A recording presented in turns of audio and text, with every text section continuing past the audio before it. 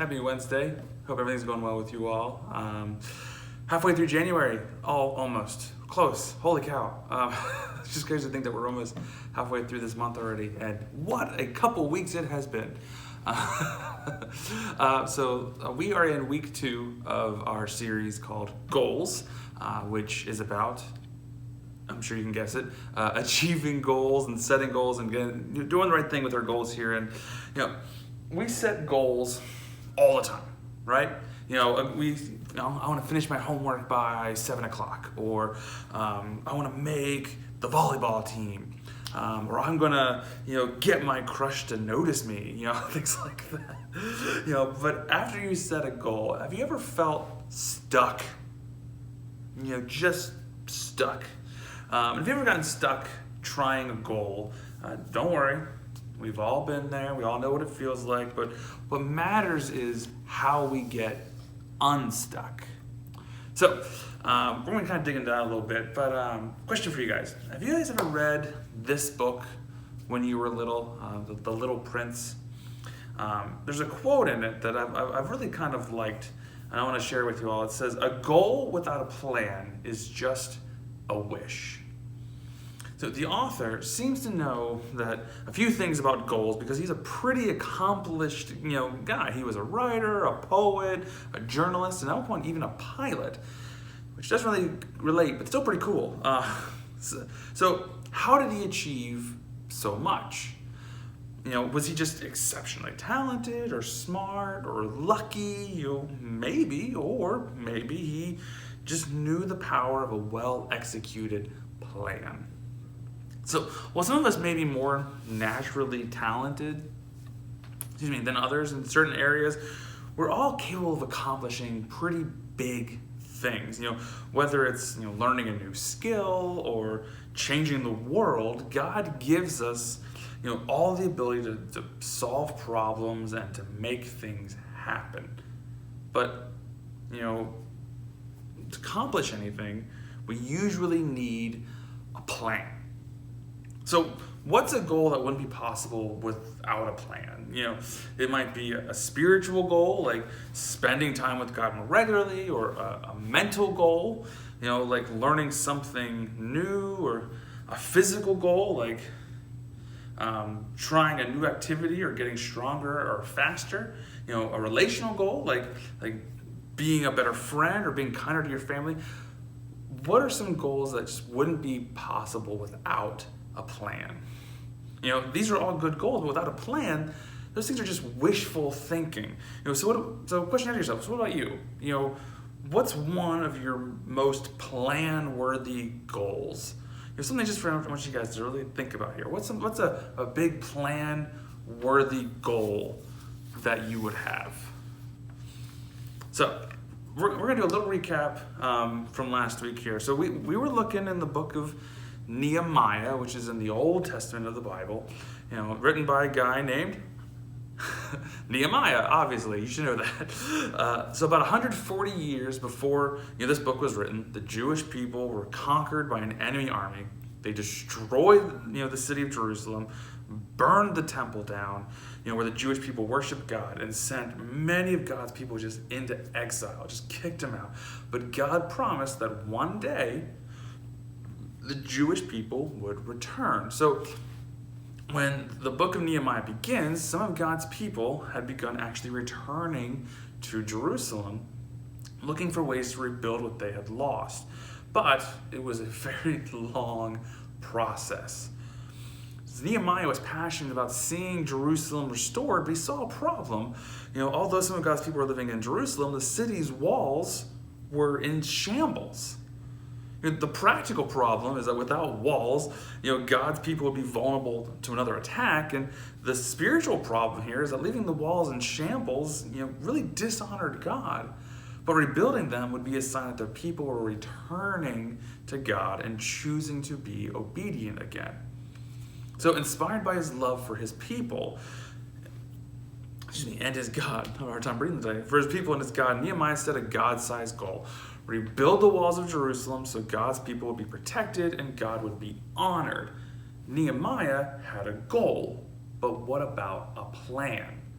So if you remember from last week, the first thing that Nehemiah did was spend time in prayer. He fasted and prayed for months. We see this in Nehemiah 1, verses 4 and verses 11, when it says, when I heard these words, I sat down and wept. I mourned for a number of days, fasting and praying before the God of the heavens. It also says, please, Lord, let your ear be attentive to the prayer of your servant and to that of your servants who delight to revere your name. Give your servant success today and grant him compassion in the presence of this man. There are three things that I notice in these verses. The first thing is Nehemiah didn't ask God for the step-by-step instructions. He knew God wanted him to lead change, to rebuild the walls of Jerusalem, and that was enough. He didn't say, well, I'll just sit here and wait for you to, tell me what to do next. He started planning, and by the time that he reached the end of his prayer, Nehemiah was already working on his plan. He asked God to help him be successful in what he was about to attempt. And if you look further in verse 11, he says, I was a cupbearer to the king. Well, this is a helpful information here, for us to know that, and I think it has another purpose. It shows us that Nehemiah was making note of his resources that God had already given him. As cupbearer to the king, he had access and influence with the most powerful person in the kingdom. To sum it up, you could just say that Nehemiah planned while he prayed. So, moving on here. So in Nehemiah 2, verses 1 to 9, he says, during the month of Nisan, in the 20th year of King Artaxerxes, when wine was set before him, I took the wine and gave it to the king. I had never been sad in his presence, so the king said to me, why do you look so sad when you aren't sick? This is nothing but sadness of the heart. I was overwhelmed with fear and replied to the king, may the king live forever. Why should I not be sad when the city where my ancestors are buried lies in ruins and its gates have been destroyed by fire? Then the king asked me, what is your request? So I prayed to the God of the heavens and answered the king, if it pleases the king, and if your servant has found favor with you, send me to Judah and to the city where my ancestors are buried, so that I may rebuild it. The king, with the queen seated beside him, asked me, how long will your journey take, and when will you return? So I gave him a definite time, and it pleased the king to send me. I also said to the king, if it pleases the king, let me have letters written to the governors of the region west of the Euphrates River, so that they will grant me safe passage until I reach Judah. And let me have a letter written to Asaph, keeper of the king's forest, so that he will give me timber to rebuild the gates of the temple's fortress, the city wall, and the home where I will live. The king granted my requests, for the gracious hand of my God was on me. I went to the governors of the region west of the Euphrates and gave them the king's letters. The king had also sent officers of the infantry and cavalry with me. So, quick show of hands here. Is anyone currently thinking, why are we reading all of these boring details? And if that's you, stick with me here. In these verses, we discover that Nehemiah hadn't just been praying and casually planning. He had been preparing in great detail. The king asked Nehemiah why he looked sad. He had an answer prepared. The king asked what Nehemiah wanted. He had a request prepared. The king wanted to know how long Nehemiah's journey would be, and he had a timeline prepared for that. And since the king seemed pretty open to his ideas, Nehemiah also had a list of requests prepared. Throughout this process, Nehemiah continues to talk to God in prayer, but he didn't wait for God to just do all the work. He used the strategic mind God gave him to plan and prepare while, waiting for the right opportunity. Because Nehemiah had prepared in detail for the opportunity, he hoped he would get to speak with the king. And when God arranged the perfect moment, Nehemiah was fully prepared to take advantage of it. So to sum this up, Nehemiah prepared while he planned. So Nehemiah already had a plan in place, but now it was time to recruit others to help him make it happen. But first, he needed to figure out how to deal with the people who definitely didn't want to help. So we continue on in Nehemiah. Nehemiah 10 through 20, it says, 2, 10 through 20, it says, when Sanballat the Horonite and Tobiah the Ammonite official heard that someone had come to pursue the prosperity of the Israelites, they were greatly displeased. After I arrived in Jerusalem and had been there 3 days, I got up at night and took a few men with me. I didn't tell anyone what my God had laid on my heart to do for Jerusalem. The only animal I took was the one I was riding. I went out at night through the valley gate toward the serpent's well and the dung gate, and I inspected the walls of Jerusalem that had been broken down and its gates that had been destroyed by fire. I went on to the fountain gate and the king's pool, but farther down it became too narrow for my animal to go through. So I went up at night by way of the valley and inspected the wall. Then, heading back, I entered through the valley gate and returned. The officials did not know where I had gone or what I was doing, for I had not yet told the Jews, priests, nobles, officials, or the rest of those who would be doing the work. So I said to them, you see the trouble we are in? Jerusalem lies in ruins and its gates have been burned. Come, let's rebuild Jerusalem's wall so that we will no longer be a disgrace. I told them how the gracious hand of my God had been on me and what the king had said to me. They said, let's start rebuilding, and their hands were strengthened to do this good work.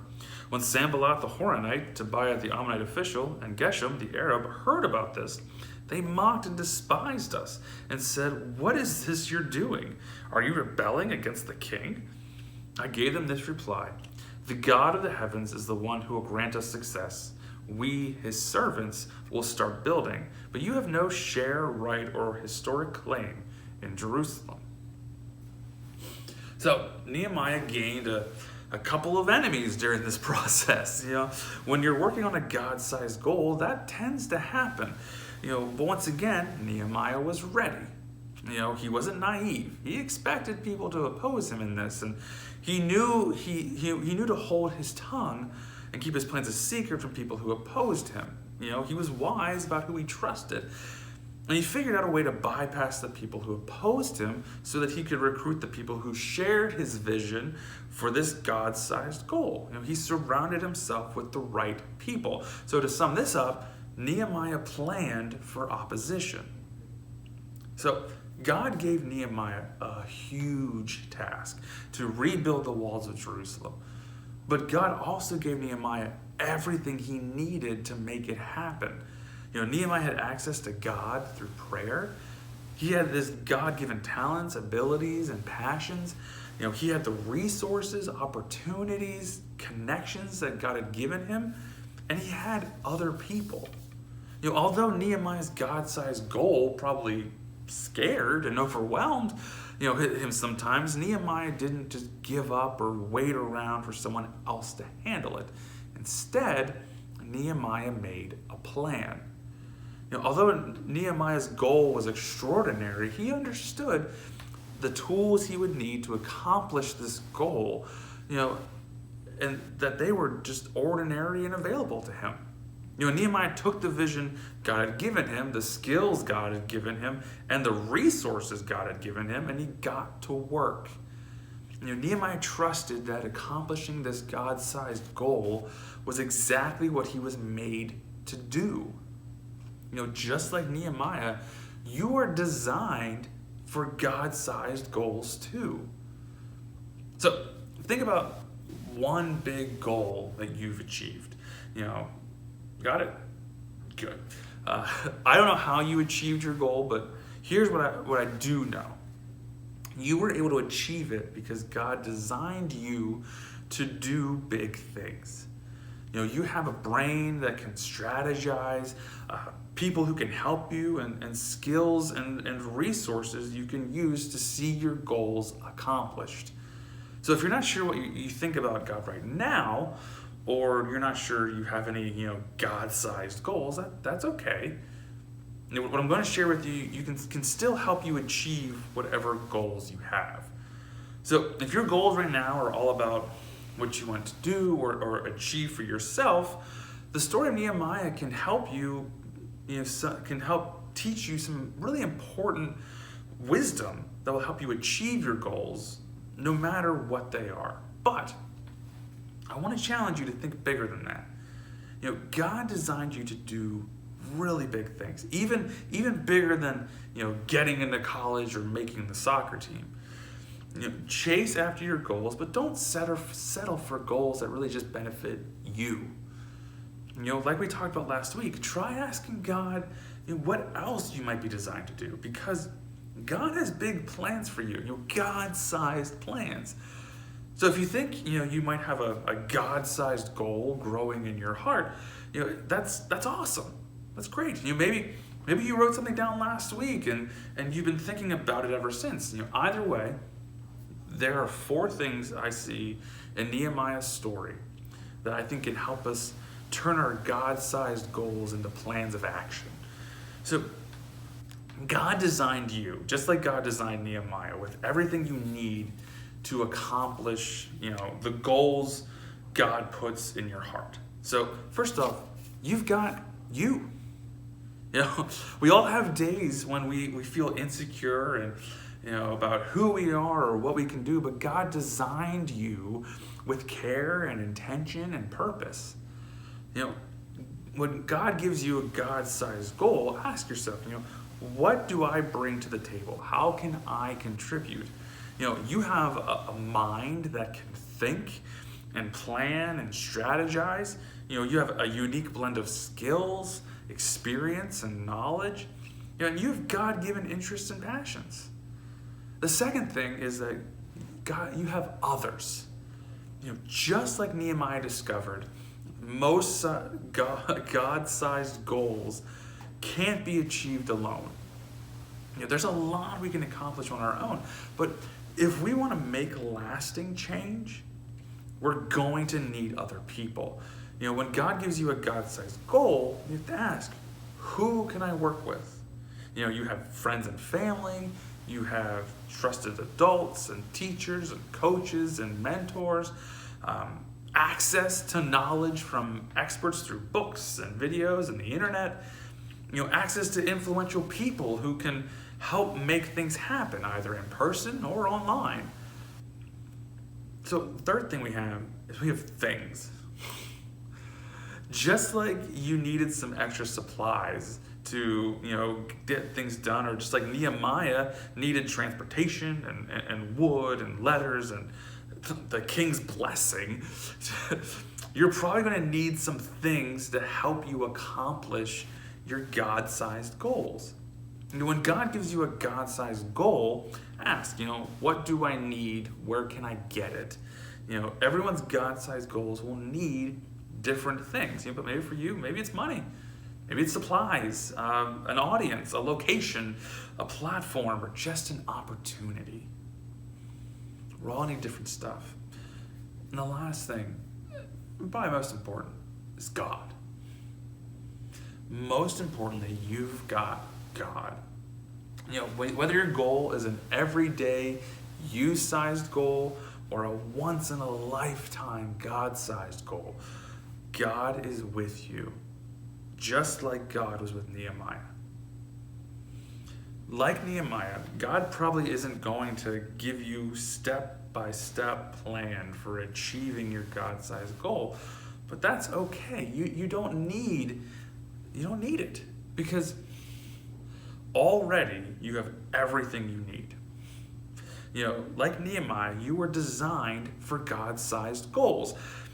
You've got the bricks, you've got the material.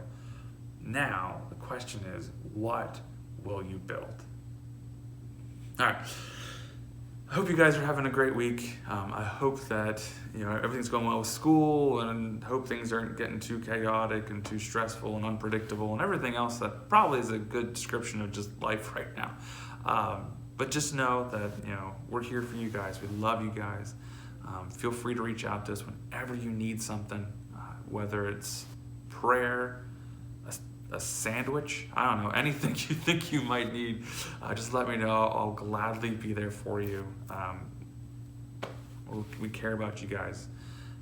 Have a great rest of your week. Hope to talk to you guys soon. Bye.